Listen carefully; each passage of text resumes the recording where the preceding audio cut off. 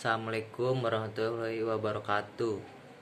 Perkenalkan, nama saya Pelga Febrian Maldini, kelas 11 IPS 4. Saya akan mempresentasikan bab 1, mengimani kitab-kitab Allah Subhanahu wa taala. A. Iman kepada kitab-kitab Allah Subhanahu wa taala. Allah Subhanahu wa taala menurunkan kitab suci sebagai pedoman hidup bagi umat manusia. Setiap umat muslim diperintahkan untuk beriman kepada kitab-kitab Allah Subhanahu wa taala. Beriman kepada kitab-kitab Allah Subhanahu wa taala merupakan salah satu rukun iman ketiga. Iman berarti yakin atau percaya, sedangkan kita berasal dari bahasa Arab yang berarti menulis. B.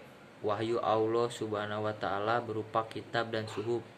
Wahyu adalah petunjuk dari Allah Subhanahu wa taala yang diturunkan hanya kepada para nabi dan rasul melalui peristiwa-peristiwa tertentu.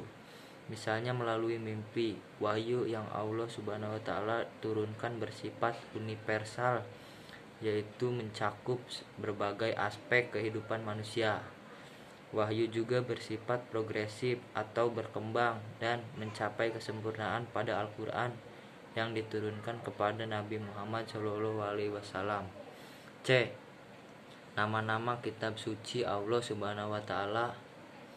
Allah Subhanahu wa taala menurunkan 4 kitab kepada nabi dan rasulnya, yaitu kitab Taurat, Zabur, Injil, dan Al-Quran. Setiap umat muslim harus mengimani keempat kitab tersebut. Akan tetapi hanya Al-Quran yang dijadikan pedoman hidup bagi umat muslim. 1. Kitab Taurat.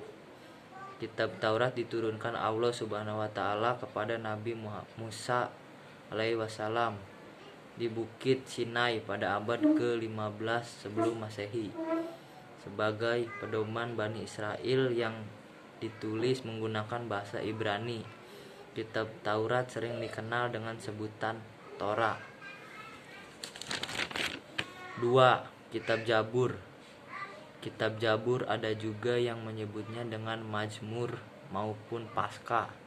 Kitab ini diturunkan kepada Nabi Daud alaihi wasallam pada abad ke-10 sebelum Masehi sebagai pedoman bagi Bani Israel dengan bahasa Kipti. Kitab Zabur berisi tentang kumpulan syair dan pujian kepada Allah Subhanahu wa taala atas segala nikmat dan karunia-Nya. 3. Kitab Injil. Injil diturunkan kepada Nabi Isa alaihi wasallam pada awal abad ke-1 Masehi sebagai pedoman Bani Israel dalam bahasa Suryani. Injil ada yang menamakannya dengan Bibel atau Alkitab. Ajaran dalam kitab Injil menyempurnakan ajaran yang telah ada dalam kitab Taurat. 4. Kitab Al-Quran. Kitab Al-Quran adalah kitab suci terakhir yang diturunkan Allah Subhanahu wa taala kepada Nabi Muhammad SAW pada abad 7 Masehi ketika beliau sedang bertahanus di Gua Hiro. Al-Quran diturunkan dalam bahasa Arab dan merupakan pedoman bagi seluruh umat manusia. D. Perilaku yang mencerminkan keimanan kepada kitab-kitab Allah Subhanahu wa taala. 1. Meyakini kitab-kitab yang diturunkan pada umat sebelumnya. Al-Quran adalah kitab yang diturunkan untuk menyempurnakan kitab-kitab yang sudah ada sebelumnya.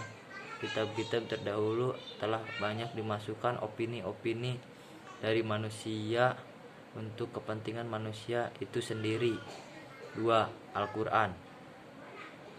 Al-Quran telah terjaga kemurniaannya oleh Allah Subhanahu wa taala. Al-Quran adalah salah satu mukjizat yang abadi dan kemurnian yang ada di dalamnya terjaga. Bahkan Allah sendirilah yang menjamin kemurniannya. 3. Al-Quran adalah sumber hukum yang utama bagi umat Islam. 4. Mengkaji Al-Quran adalah suatu kewajiban bagi umat muslim. 5. Setelah memahami arti dan makna yang terkandung di dalam ayat, kemudian kita amalkan dalam kehidupan sehari-hari. Perilaku yang kita lakukan dalam kehidupan sehari-hari harus berdasarkan Al-Quran. Terima kasih. Wassalamualaikum warahmatullahi wabarakatuh.